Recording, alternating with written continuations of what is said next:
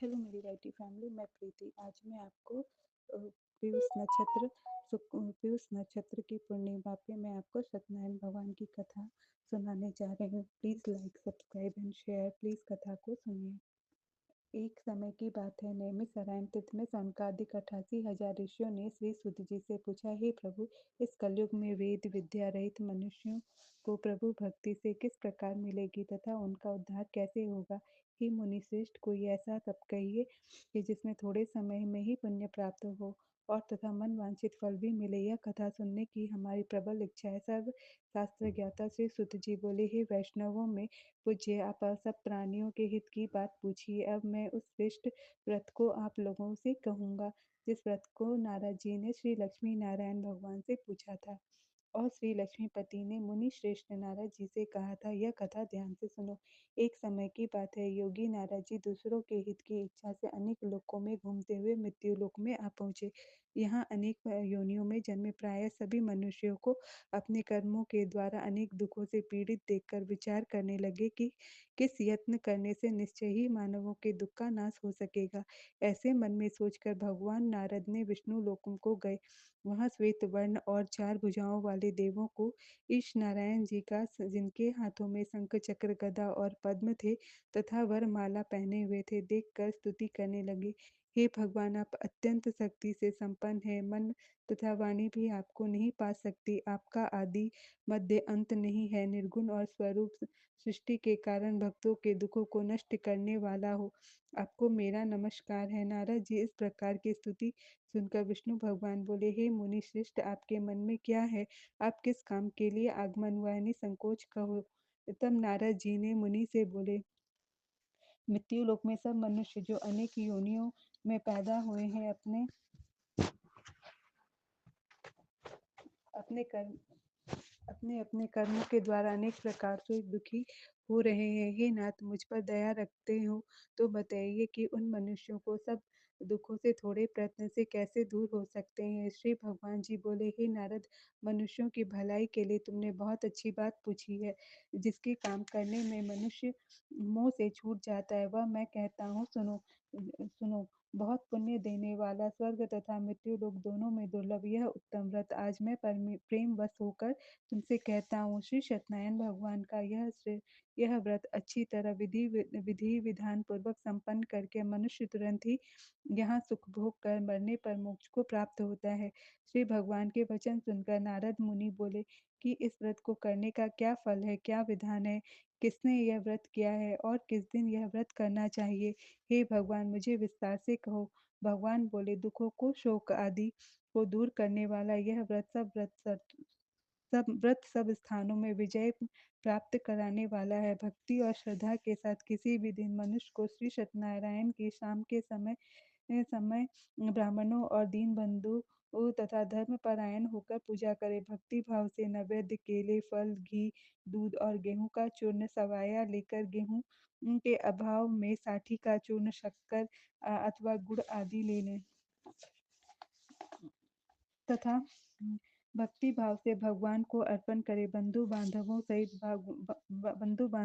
ब्राह्मणों को भोजन करावे। पश्चात स्वयं भोजन करे। रात्रि में नित्य गीत आदि का आयोजन करे। श्री सत्यनारायण भगवान के स्मरण करता हुआ समय व्यतीत करे। इस तरह व्रत करने पर मनुष्यों की इच्छा निश्चय पूरी होती है। विशेष कर कली काल में मृत्यु लोक पर यही मोक्ष का सरल उपाय है। प्रथम अध्याय समाप्त। द्वितीय अध्याय प्रारंभ। सूत जी बोले, हे ऋषियों, जिसने पहले समय में यह व्रत को किया है उसका इतिहास कहता हूँ, सुनो। सुंदर काशीपुरी में एक नगरी में एक अत्यंत निर्धन ब्राह्मण रहता था। वह भूख और प्यास से बेचैन हुआ पृथ्वी पर घूमता था। ब्राह्मणों से प्रेम करने वाले श्री भगवान ने ब्राह्मणों को दुखी ही देखकर बूढ़े ब्राह्मण का रूप धारण करके उसके पास जाकर आदर सहित पूछा, हे विप्र, तुम नित्य ही दुखी होकर पृथ्वी पर क्यों घूमते हो? हे श्रेष्ठ ब्राह्मण, यह सब बात मुझसे कहो, मैं सुनना चाहता हूँ। ब्राह्मण बोला, मैं निर्धन ब्राह्मण हूँ, भिक्षा के लिए पृथ्वी पर फिरता हूँ। हे भगवान, यदि आप हम इससे छुटकारे का उपाय जानते हो तो कृपा कर कहो। वृद्ध ब्राह्मण बोला है कि श्री सत्यनारायण भगवान का मनोवांछित फल देने वाले हैं, इसलिए हे ब्राह्मण तुम उनका पूजन करें, जिससे करने से मनुष्य दुखों से मुक्त हो जाता है। ब्राह्मण को व्रत का सारा विधान बतलाकर बूढ़े ब्राह्मण का रूप धारण करने वाले श्री सत्यनारायण भगवान अंतर्ध्यान हो गए। जिस व्रत को वृद्ध ब्राह्मण ने बतलाया था, मैं उसको अवश्य करूँगा। यह निश्चय करने पर उस वृद्ध ब्राह्मण को रात को नींद नहीं आई। वह सवेरे उठकर श्री सत्यनारायण भगवान के व्रत का निश्चय कर भिक्षा लेने के लिए चल दिया। उस दिन उसको भिक्षा में बहुत सा धन मिला, जिससे बंधु बांधवों के सहित सत्यनारायण भगवान का व्रत किया। उसको करने से वह विप्र सब दुखों से छुटकर अनेक प्रकार की संपत्तियों से युक्त हुआ। उस समय वह विप्रहर मास व्रत करने लगा। इस सत्यनारायण भगवान के व्रत को जो करेगा वह सब पापों से छूट कर मोक्ष को प्राप्त होगा। आगे जो पृथ्वी पर सत्यनारायण भगवान का व्रत करेगा वह मनुष्य दुखों से छूट जाएगा। इस तरह ही नारद जी नारायण नारायण का कहा हुआ यह व्रत मैंने तुमसे कहा।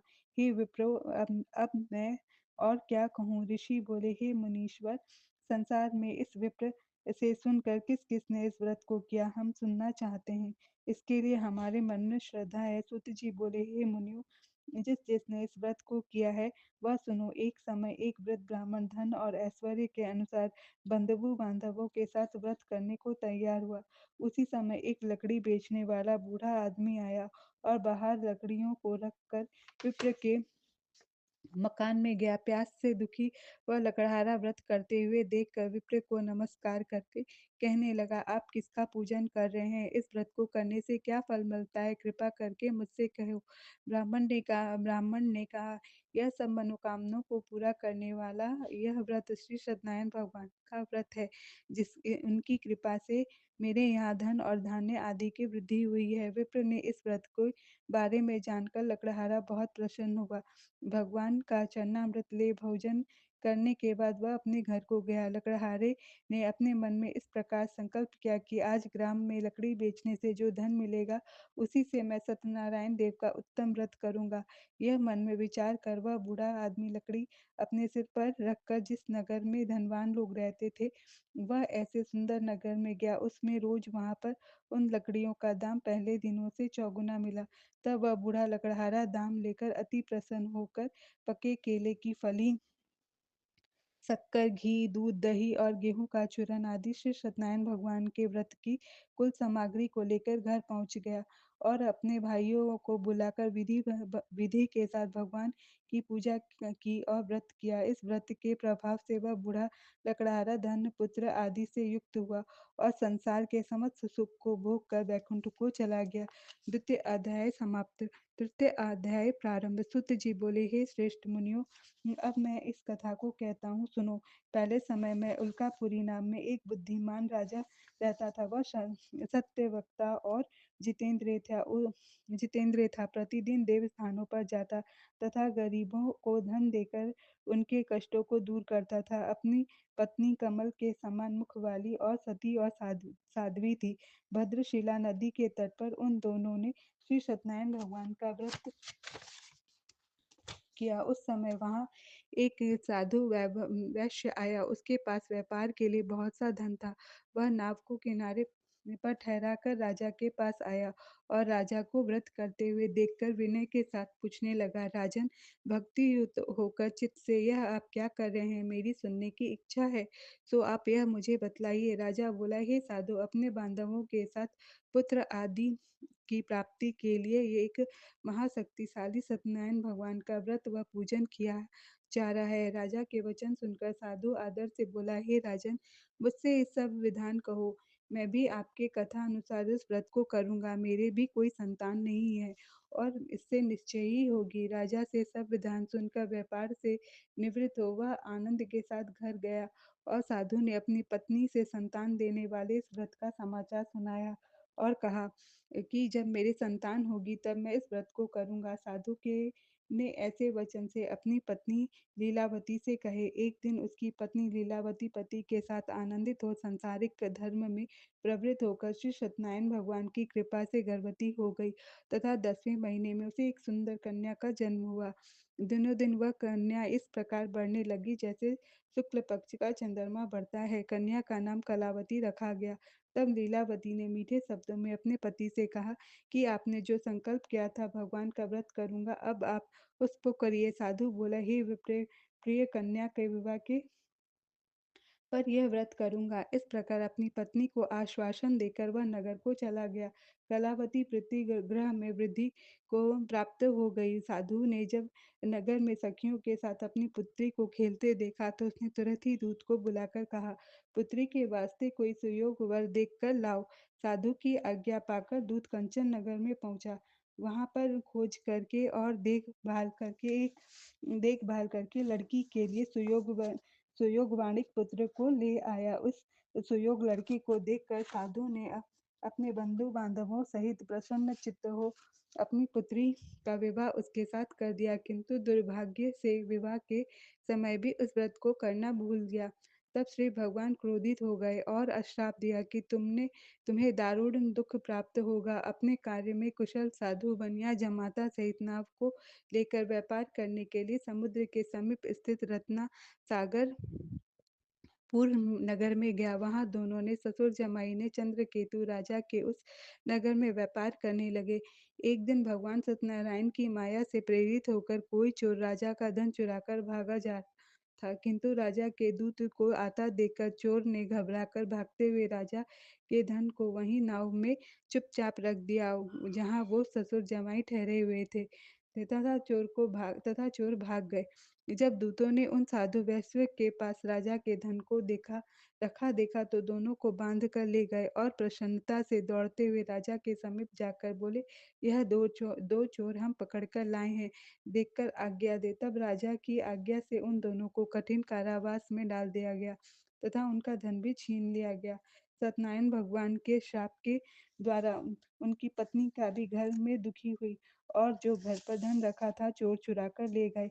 शारीरिक और मानसिक पीड़ा तथा भूख प्यास से अति दुखित हो अन्न धन्य की चिंता में कलावती एक ब्राह्मण के घर गई। वहां उसने सत्यनारायण भगवान के व्रत को होता देखा, फिर कथा सुनी तथा प्रसाद ग्रहण करके रात को घर आई।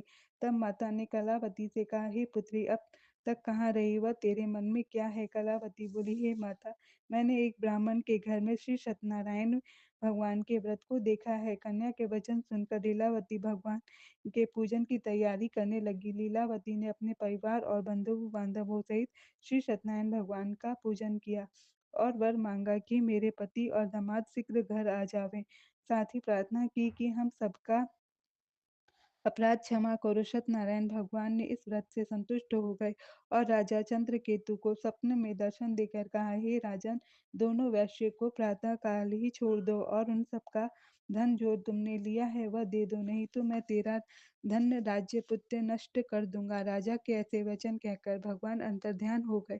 प्रातः काल राजा चंद्रकेतु ने सभा में अपने सपने को सुनाया, फिर दोनों वाणिक पुत्रों को कैद से मुक्त कर सभा में बुलाया और दोनों को आते ही राजा को नमस्कार किया। राजा ने मीठे वचनों में उनसे कहा, हे महानुभावों, भावी वर्ष ऐसा कठिन दुख प्राप्त हुआ है, अब तुम्हें कोई भय नहीं है। ऐसा कर कहकर राजा ने उनको नए नए वस्त्र आभूषण पहनाए, जितना धन लिया था उससे दुगना धन देकर आदर सहित विदा किया। दोनों वैश्य अपने घर को चल दिए। तृतीय अध्याय समाप्त। चतुर्थ अध्याय प्रारंभ। सूत जी बोले, वैश्य ने मंगलाचार करके यात्रा आरंभ की और अपने नगर को चला। उनके थोड़ी दूर निकलने पर ही दंडी वेशधारी श्री सत्यनारायण भगवान ने उनसे पूछा, हे साधु, तेरी नाव में क्या है? अभिमानी वाणिक हंसता हुआ बोला, हे दंडी, आप क्यों पूछते हो? क्या धन लेने की इच्छा है? मेरी नाव में तो बेल और पत्ते भरे हैं। वैश्य का कठोर वचन सुनकर भगवान ने कहा, तुम्हारा वचन सत्य हो। दांडी ही ये ऐसा कहकर वहां से दूर चले गए। कुछ दूर जाकर समुद्र के किनारे बैठ गए। दांडी के जाने पर वैश्य ने निश्चित किया कि नित्य क्रिया से निवृत्त करने के बाद नाव को ऊँची देखकर अचंभा किया। नाव में बेल पत्ते आदि देखकर मूर्छित होकर धरती पर गिर पड़ा। फिर मूर्छा खुलने पर अत्यंत शोक प्रकट करके कहने लगा। तब उसका दामाद बोला कि आप शोक न करें, यह दांडी का साँप है, अतः हमें उन्हीं की शरण में चलना चाहिए। हमारी मनोकामना पूर्ण होगी। दामाद के वचन सुनकर दांडी के पास पहुँचा और अत्यंत भक्ति भाव से नमस्कार करके बोला, मैंने जो आपसे असत्य वचन कहे उनको क्षमा करें। और ऐसा कहकर महान शोकातुर होकर रोने लगा। तब दांडी भगवान बोले, हे वाणिपुत्र, मेरी आज्ञा से बारंबार तुम्हें दुख प्राप्त हुआ है, तुम मेरी पूजा से हमेशा विमुख हुआ है। साधु बोला, हे वैष्ण भगवान, आपकी माया से ब्रह्मा आदि भी आपके रूप को नहीं जानते, तो मैं अज्ञानी कैसे जान सकता हूँ। आप मुझसे प्रसन्न होइए, मैं सामर्थ्य के अनुसार आपकी पूजा करूँगा। मेरी रक्षा करो और मेरे पहले के समान मेरी नौका में धन भर दो। उसके भक्ति युक्त वचन सुनकर प्रसन्न हो उसकी इच्छा अनुसार वर देकर अंतर ध्यान हो गए। तब उन्होंने नाव पर आकर देखा कि नाव धन से परिपूर्ण है। फिर वह भगवान सत्यनारायण का पूजन कर साथियों सहित अपने नगर को चला गया। तब अपने नगर के निकट पहुंचा तो दूत को घर भेजा। दूत ने साधु के घर जाकर उसकी स्त्री को नमस्कार कर कहा, साधु अपने दामाद सहित इस नगर के समीप आ गए हैं। लीलावती और कलावती उसी समय भगवान का पूजन कर रही थी। ऐसे वचन सुनकर साधु की स्त्री बड़े हर्ष के साथ सत्यदेव का पूजन करके अपनी पुत्री से कहा कि मैं अपने पति के दर्शन को जाती हूँ, तो कार्य पूर्ण कर शीघ्र आ जाना। परंतु कलावती वृत्त के एवं प्रसाद छोड़कर पति के पास चली गई। प्रसाद की अवज्ञा के कारण सत्यदेव रुष्ट हो गए और उसके पति को नाव सहित पानी में डुबो दिया। कलावती अपने पति को ना देखकर रोती हुई जमीन पर गिर पड़ी। इस तरह नौका को डूबा देखकर तथा कन्या को रोता देखकर साधु दुखी होकर बोला, हे प्रभु, मुझसे या मेरे परिवार से जो भूल हुई है उसे क्षमा करो। इसके दीन वचन सुनकर सत्यदेव प्रसन्न हो गए और आकाशवाणी हुई कि साधु, तेरी कन्या मेरे प्रसाद को छोड़कर आई है, इसलिए इसका पति अदृश्य हुआ है। यदि वह घर जाकर प्रसाद खाकर लौटे तो उसका पति अवश्य मिलेगा। ऐसी आकाशवाणी सुनकर लीलावती ने घर पहुंचकर प्रसाद खाया, फिर आकर पति के दर्शन किए। तत्पश्चात साधु ने बंधु बांधवों सहित सत्यदेव का विधि पूर्वक पूजन किया। इस लोक में सुख भोग कर अंत में स्वर्गलोक को गया। इस प्रकार सत्य नारायण व्रत का चतुर्थ अध्याय संपूर्ण। पंचम अध्याय प्रारंभ। सूत जी बोले, हे ऋषियों, मैं और भी कथा कहता हूँ, सुनो। जिसने प्रजा का पालन में लीन तुंगध्वज नामक एक राजा था। उसने भी भगवान का प्रसाद त्याग कर बहुत दुख पाया। एक समय वन में जाकर वन्य पशुओं को मार कर बड़ के वृक्ष के नीचे आया और उसने ग्वाल वालों को भक्ति भाव से बांधवों सहित श्री सत्यनारायण जी का पूजन करते देखा। राजा देखकर भी अभिमान बस वहां नहीं गया और ना नमस्कार किया। जब ग्वाल वालों ने भगवान का प्रसाद उनके सामने रखा तो वह प्रसाद को त्याग कर अपनी नगरी को चला गया। वहां उसने अपना सब कुछ नष्ट पाया। तब वह जान गया कि ये सब भगवान ने किया है। तब वह विश्वास कर ग्वाल वालों के पास समीप गया और विधि पूर्वक पूजा कर प्रसाद को खाया। तो सत्यनारायण देव की कृपा से सब कुछ पहले जैसा ही हो गया। फिर दीर्घ काल तक सुख भोग कर मरने पर स्वर्ग को गया। जो मनुष्य इस परम दुर्लभ व्रत को करेगा, भगवान की कृपा से उसे धन्य धान्य की प्राप्ति होगी। निर्धन धनी पावेगा, बंदी बंधन से मुक्त होकर निर्भय होकर जाता है। संतानहीनों को संतान की प्राप्ति होती है तथा सभी मनोरथ पूर्ण होकर अंत में वैकुंठ धाम को जाता है। जिन्होंने पहले इस व्रत को किया है, अब उन्हें उसके दूसरे जन्म की कथा को कहता हूँ। वृद्ध शांतानंद ब्राह्मण ने सुदामा का जन्म लेकर मोक्ष को पाया। उल्का मुख नामक का राजा दशरथ होकर वैकुंठ को प्राप्त हुआ। साधु नाम के वैश्य ने मोर ध्वज बनकर अपने पुत्र को आड़े से चीरकर मोक्ष प्राप्त किया। महाराजा तुंग ध्वज ने स्वयंभू मनु हुए भगवान का भक्ति युक्त होकर कर्म और मोक्ष को प्राप्त किया। सत्यनारायण व्रत कथा समाप्त। बोलो सत्यनारायण भगवान की जय। लक्ष्मी नारायण भगवान की जय। ओम नमो भगवते वासुदेवाय। Shri Radha Radhe Radhe. Please like, subscribe and share. Please support my channel. आज पीयूष नक्षत्र के और पूर्णिमा के दिन पे आप भी कथा सुनें और दूसरों को भी सुनाएँ, उसे शेयर करें। Please support my channel. Radhe, Radhe.